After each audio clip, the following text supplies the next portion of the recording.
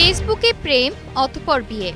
স্বামী স্ত্রী হিসেবে দীর্ঘ ১.৫ মাস দাম্পত্য জীবন কাটানোর পর হঠাৎ ঘটে এক অবাক ঘটনা। বিয়ের ১.৫ মাস পর স্বামী জানতে পারেন তার নববধূ কোনো নারী নন, তিনি একজন পুরুষ।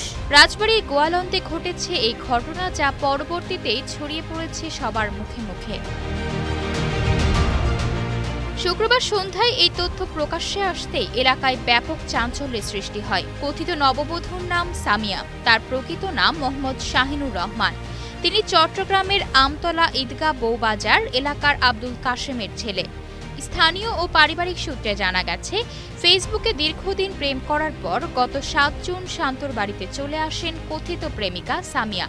এরপরই পরিবারের সম্মতিতে এলাকাবাসী শান্ত ও সামিয়ার বিয়ে দেয়। এরপর থেকে নববধূ হিসেবে শান্তর পরিবারে বসবাস করতে থাকেন সামিয়া। তবে পরিবারের সদস্যরা বুঝতে পারেননি যে নববধূ হিসেবে আসা সামিয়া আসলে একজন পুরুষ। তবে নানা কারণে সম্প্রতি স্বামী শান্ত ও তার পরিবারের অন্য সদস্যদের মধ্যে তাকে নিয়ে সন্দেহ তৈরি হয়। এক পর্যায়ে গতকাল শুক্রবার বিকেলে শান্তর পরিবারের লোকজন ও স্থানীয়রা নিশ্চিত হন নববধূ সামিয়া কোনো নারী নন, একজন পুরুষ।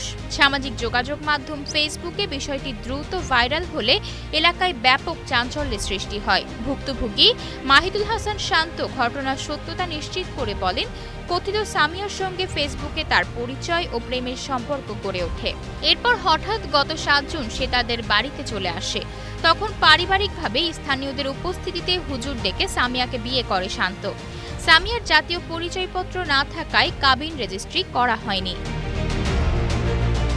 এ বিষয়ে মোহাম্মদ শাহিনুর রহমান ওরফে সামিয়া মোবাইলে বলেন, তার হরমোনজনিত শারীরিক সমস্যা রয়েছে, তাই নিজেকে মেয়ে ভাবতে ভালো লাগে।